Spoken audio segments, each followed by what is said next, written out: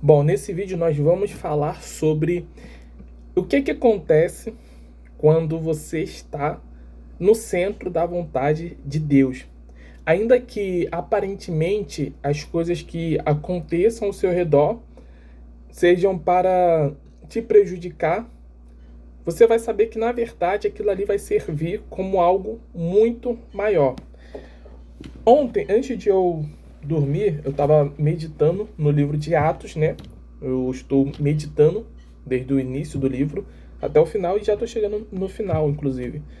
No capítulo 28, vai falar assim que... Só um momento. Então, vamos lá. A passagem que nós vamos meditar está lá em Atos, capítulo 28, do versículo 3 ao 6, que vai falar assim: E, havendo Paulo ajuntado uma quantidade de vides... Eu vou ler uma versão que é um pouco mais fácil de você conseguir entender, que usa palavras um pouco mais atualizadas para o dia de hoje, né? Vamos lá. Tendo Paulo ajuntado uma quantidade de gravetos e pondo-os no fogo, uma víbora, ou seja, uma cobra, fugindo do calor do fogo, prendeu-se à sua mão, ou seja, a cobra picou ele, mordeu ele. Quando os bárbaros viram a víbora, só para você conseguir entender, Paulo tinha chegado numa ilha e esses bárbaros que está falando aqui são os habitantes daquela ilha ali. Eles eram os bárbaros. Quando os bárbaros viram a víbora pendurada na mão dele, diziam entre si: certamente este homem é assassino, pois escapando do mar, a justiça não o deixa viver. Quando aqui está se referindo à justiça, eles estavam se referindo a uma deusa, tá? Uma deusa que eles tinham ali uma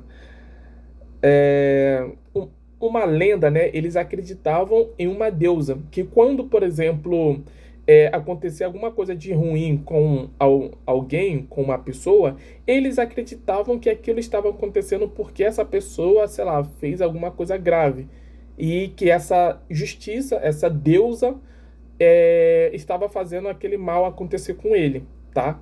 Aí fala, certamente este homem é assassino, pois, escapando do mar, a justiça não o deixa viver.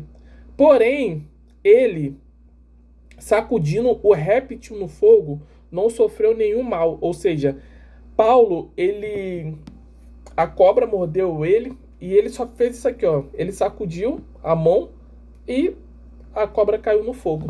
E ele não sofreu nenhum dano, né? Aqui no 6 fala: e eles esperavam que viesse a inchar ou a cair morto de repente. Mas tendo esperado já muito e vendo que nenhum incômodo lhe sobrevinha, mudando de parecer, dizendo que era um deus. Aí diz assim, né, na outra versão: mas eles esperavam que viesse a inchar ou cair morto de repente. Mas tendo esperado muito tempo e vendo que nenhum mal lhe sucedia, mudando de parecer, diziam que era um deus. É quase a mesma coisa, né? Mas só para você entender aqui, Paulo estava em uma missão, ele estava no centro da vontade de Deus. Ele estava a uma missão. E aí, uma cobra, aquela víbora ali, era uma cobra venenosa. E ela picou, ou melhor dizendo, mordeu, né, Paulo. E eles acreditavam que Paulo fosse morrer, sabe, cair morto, cair duro no chão e tal. Só que duas coisas aconteceram ali. O testemunho que foi gerado, que eles viram que, caraca, a cobra mordeu ele e não aconteceu nada com ele. Ele simplesmente sacudiu a cobra caiu no fogo. E ele seguiu a vida dele. E isso faz uma referência quando, lá em Marcos, capítulo 16, que o Senhor Jesus, ele fala sobre isso. Fala quando... Isso que aconteceu com Paulo, Jesus tinha falado lá nos evangelhos, vamos ver. Capítulo 16, versículo 16 em diante. Vamos ler no 18, né? Que fala assim: pegarão nas serpentes e, se beberem alguma coisa mortífera, não lhes fará dano algum, e porão as mãos sobre os enfermos e sararão. Ou seja, foi exatamente o que aconteceu com Paulo. Assim, quando você é cheio do Espírito Santo, você está no centro da vontade de Deus. E hoje em dia, essa víbora aqui, ela representa as circunstâncias da vida. Representa as dificuldades, as aflições que você tem, que te acontecem. Ao invés de essas aflições acabar com você, quando você está firme com Jesus, essas aflições vão servir como uma forma de testemunho. Você vai sair mais forte daquela aflição. Quando você reconhece isso e você está firme com Deus, e Deus diz que a vontade dele é boa, perfeita e agradável, e tudo acontece para o bem daqueles que amam a Deus e que são chamados segundo o teu propósito, ou seja, quando você está no propósito de Deus, ainda que aparentemente naquele momento seja algo ruim com você, aquilo vai mais para frente vai servir como algo bom, vai te fortalecer e vai ver que as pessoas em volta, elas vão olhar e vão falar: caraca, eu pensei que fosse acontecer o pior com aquela pessoa. A pessoa foi traída, a pessoa foi abandonada, foi injustiçada, a pessoa, sei lá, sofreu qualquer dano, assim, qualquer coisa. Caraca, eu pensei que ia acontecer o pior com ela e olha só, ela saiu mais forte. Olha só, a vida dela mudou, que não sei o quê. E assim, a mesma coisa que aconteceu com Paulo, eles achavam que Paulo fosse cair morto. E eles até acharam, poxa, diziam que era um deus, ou seja, caraca, esse homem é um deus.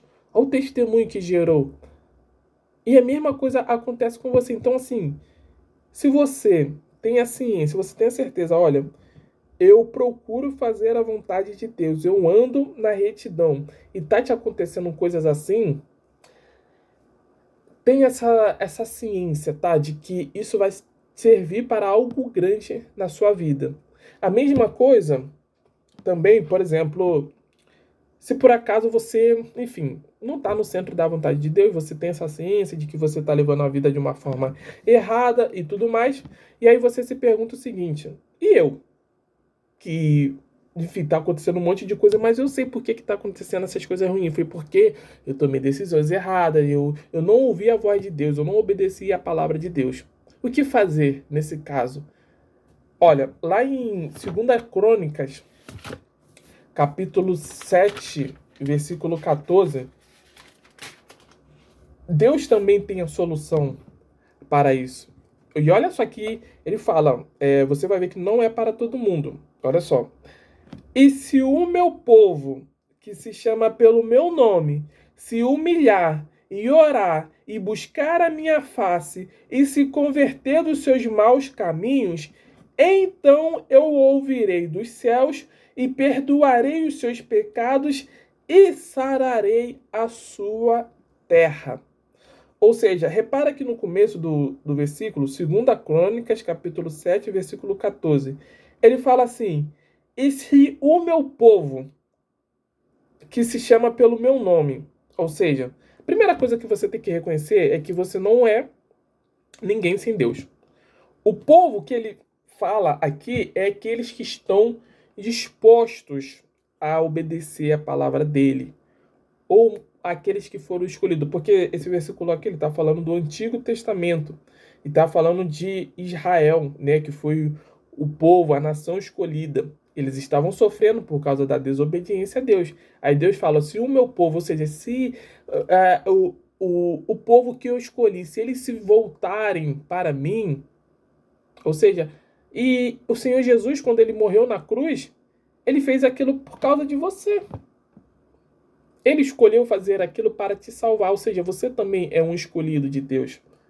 E é que Deus está falando: se você, que se chama pelo nome, que chama o nome de Deus, Se você se humilhar, ou seja, reconhecer que a sua dependência vem de Deus, que você é dependente de Deus, e se você orar, se você buscar a face de Deus, que é o que? É você procurar, é você ter intimidade com Deus, é você querer conhecer a Deus, e você se converter dos seus maus caminhos, ou seja, tudo que você fez até agora, que te levaram a chegar nessa situação que você está, só aí então Deus vai ouvir você dos céus, vai perdoar os seus pecados e vai sarar a sua terra, ou seja, ele vai curar as feridas, ele vai restaurar a tua vida, vai começar de dentro para fora. Então, antes de começar a acontecer as coisas ao seu redor, vai acontecer primeiro dentro de você. Ele vai curar traumas, feridas, qualquer coisa que te atormente, dúvidas, ansiedade, crise de pânico, insônia, ele vai curar isso tudo. E você estando bem espiritualmente, como ele diz, né? Mas buscai primeiro o reino de Deus e a sua justiça. E todas essas outras coisas vão ser acrescentadas na sua vida. Primeiro você busca Deus, como está falando aqui. E aí só então depois ele vai sarar a tua terra. Ou seja, tudo que você deseja que esteja dentro da vontade de Deus, ele vai acrescentando na tua vida. Ou seja, você vai querer, poxa, eu quero que a minha vida melhore, eu quero que isso aqui mude na minha vida. Então Deus vai mudando. Mas primeiro você precisa buscar Ele. Primeiro você precisa essa transformação de dentro de você para fora. Entende? Então, assim, recapitulando, quando você está no centro da vontade de Deus, ainda que aconteçam circunstâncias que aparentemente eram, ou melhor dizendo, que era para te fazer algum mal, vai gerar testemunho, vai impressionar outras pessoas, vai glorificar o nome de Deus e ainda vai te fortalecer. E você vai vencer, você vai sair dali mais forte, tá? Se você gostou desse vídeo, deixa o like aqui, se inscreva. E se você quer ter essa fé para vencer as aflições da vida, ser firme com o Senhor Jesus, eu gravei uma aula, vou deixar o link dela aqui embaixo, te ensinando como você vencer as aflições através da fé, tá? É isso, compartilha com alguém que esteja precisando.